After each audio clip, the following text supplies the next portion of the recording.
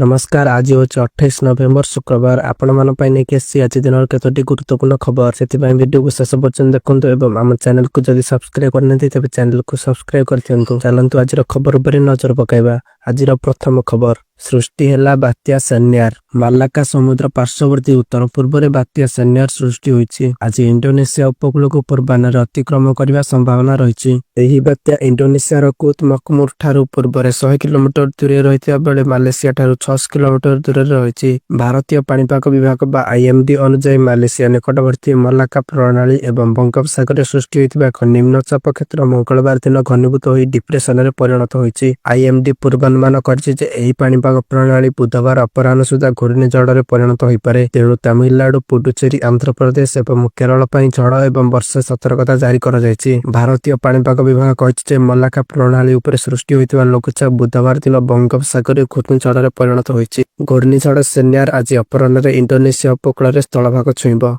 तेबे एही बात्यार सीधासलख प्रभाव ओडिशा पर रहिबा नाही बोली भुवनेश्वर स्थित आंचलिक पाणीपाग केन्द्र निर्देशिका मनोरमा महाती सूचना दैछन्ती। किछि स्थान में पाग मेघुआ रहिबो।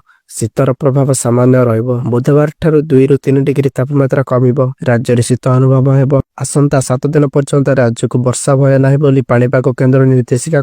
परवर्ती खबर देश में बढ़ुवा कोरोना संकट रक्षा पाइबा सरकार विभिन्न प्रकार पदक्षेप नेउछन्ती। सेथिपाई देश को 21 दिन लॉकडाउन करा जायछि। लोक मानकु घरे रही सबुबेले सतर्क रहिबाकु कुआ जाउछि। जो मैंने मानुना से विरुद्ध में कार्यानुष्ठान नि किंतु एही लॉकडाउन कारण देश में आर्थिक संकट देखा देछि। विशेषकर गरीब श्रेणीर लोक दिन मजूरिया बेसी प्रभावित होउछन्ती। सेथिपाई राज्य सरकार किछि पदक्षेप नौछन्ती। गत 27 तारिख में मुख्यमंत्री नवीन पट्टनायक एक बड़ घोषणा करछन्ती। से कहिसन्ती कि राशन कार्ड उपभोक्ता परिवार को 1000 टंका लेखाएं प्रदान करजिबो। एथिपाई खाद्य चुकाण और खाउटी कल्याण विभाग प्रस्तुति आरंभ कर दैछि और समस्त जिलापाल को चिठी लिखि टंका बंटन कार्य तुरंत आरंभ करने को परामर्श दैछन्ती। वर्तमान राशन कार्ड हिताधिकारी संख्या 94,15,083 थिबा बेले एथिरे आउ 1,36,612 नुआ हिताधिकारी तालिका सामिल कर समस्त हिताधिकारी को 1000 लेखाएं टंका दिया। खाद्य जोगाण विभाग आकलन कर मोट 995 कोटी टंका खर्च होगा। परवर्ती खबर भारत में पुणी बढ़िला कोरोना भय। संक्रमण वृद्धि पर निर्देशनामा जारी कले केंद्र सरकार। आपण माने जानिथिबे गत किछि समय कोरोना महामारी थमिबारे लागिथिला। सेथिपई सबुआडे लोक माने खोला खोला भाबे बंचिबा आरंभ करथिले। किंतु एबे पुणी थर कोरोना संक्रमण देश रे वृद्धि पाइबारे लागिछि, जाहाकु नै एबे चिंता प्रकट कर जायछि। वर्तमान समय रे कोरोना महामारी को नै आसीछि बड़ खबर। कोरोनार चतुर्थ लहर आशंका नै केंद्रर सतर्कता जारी होइछि। चीन, ब्राजिल, अमेरिका, कोरिया और जापान रे कोरोना संक्रमण लगी। चीन और अमेरिका समेत अन्य 5टी देश में कोरोना संक्रमण बढ़िया पर केंद्र सरकार अलर्ट हो जाइछन्ती। सबु राज्य और केंद्र शासित अंचल को केंद्र स्वास्थ्य सचिव राजेश भूषण चिठी लिखिथिबा जहाकि कुआ जायछि। तेबे कोरोनार नुआ वेरिएंट जानिया पई जीनोम सीक्वेंस जरूरी अटे। एथिपई सबु राज्य को नमूना पठाया पई ए चिठी रे कुआ जायछि। एहा सह सबु राज्य को सतर्क करिया पई परामर्श दिया जायछि। कोविड टीकाकरण अभियानर मुख्य आज कहिसन्ती पड़ोसी चीन रे कोरोना बढ़ुथिले भी भारत को सेबळी चिंता करिवार आवश्यकता नहीं, कारण देश में टीकाकरण हो सारी। चीन रे एजाए अनेक लोकंकर टीकाकरण सरी नहीं। तेबे चीन रे आरंभ होइतबा कोरोना संक्रमण एबे पुणी थरे देखबाक मिलिछि। तेबे कोरोनार चतुर्थ लहर किपरि रहइबो से नै किछि भी स्पष्ट सूचना मिलि पारि नहीं। पूर्व कोरोनार प्रथम लहरी ठार तृतीय लहर जाए अनेक किछि देखबाक मिलिथिला और लक्ष लक्ष लोकंकर प्राण मध्य जाइथिला। तेबे चतुर्थ लहर पई एबे ठार सतर्क सूचना जारी करी केंद्र सरकार कहि। परवर्ती खबर प्रधानमंत्री को बड़ घोषणा। जानतु केउ तारिख रे सरकार अकाउंट को टंका पठाइबे। कोरोना वायरस प्रभाव दिन को दिन बढ़िबार लागिछि, जेउथि पूरा इंडिया को लॉकडाउन कर दिया जायछि। किंतु एही लॉकडाउन कारण आर्थिक संकट देखा देछि। काम धंदा सब बंद हो जिबारु गरीब श्रेणीर लोक अधिक प्रभावित होउछन्ति।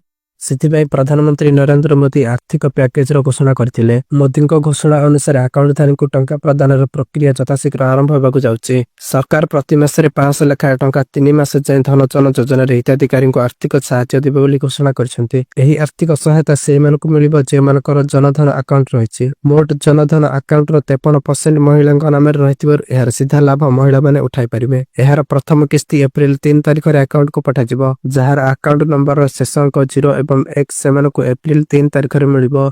एवं जार अकाउंट नंबर शेष अंक 2 एवं 3 सेमानकु एप्रिल 4 तारिख रे मिलिबो। जार अकाउंट नंबर शेष अंक 4 और 5 सेमानकु एप्रिल 7 तारिख रे मिलिबो। एवं जार अकाउंट नंबर शेष अंक 6 और 7 सेमानकु एप्रिल 8 तारिख रे मिलिबो। एवं जार अकाउंट नंबर शेष अंक 8 और 9 सेमानकु एप्रिल 9 तारिख रे मिलिबो। एहार सीधा सड़क लाभ देशर 20 कोटी महिला को मिलिबो। एहा व्यतीत मोट 3 कोटी वृद्धा दिव्यांग विधवा महिला को अतिरिक्त 1000 टंका मिलिबो, जाहाकु 2टी किस्त रे दिया जिवो।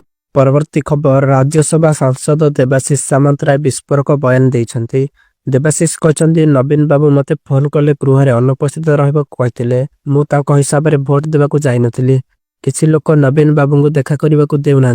भूपिंदर सिंह को मध्य देखा कराई देलेनी। मु देखा करने को चाहूँ बोली नवीन बाबू को जणाई दिया जाउनी। नवीन निवास रे थिबा आदित्य महापात्र तांको अमेरिका रे थिबा मालिक को पचारथिबे। निर्वाचन बेले प्रचार मंग धरिलेनी नवीन। एका प्रचार कले पांड्यान। बिजू बाबू और नवीन बाबू का फोटो उठागला, पांड्यान का फोटो लगिला। स्वाभिमान ओडिया सठिक जवाब देले बोली देवाशीष कहछन्ति। बीजेडी को बड़ झटका लागिছে। बीजेडी रो सीनियर सिटीजन सेल उपसभापति पद मंगलवार दिन देवाशीष इस्तफा देइछन्ति। बीजेडी सभापति नवीन पटनायक पाखक देवाशीष तांको इस्तफा पत्र पठाइछन्ति। पूर्वरु दल उपरे असंतोष थिले। एबे चर्चा हेउछि देवाशीष को गति केउ आडे रहइबो। तेबे गुरुत्व देउनथिबारु पदवी छाडिथिबा इस्तफा पत्र देवाशीष उल्लेख करछन्ति। बिजू बाबूଙ୍କ आदर्श रे आउ दल चालु नथिबा चिठी रे दर्शाई देवाशीष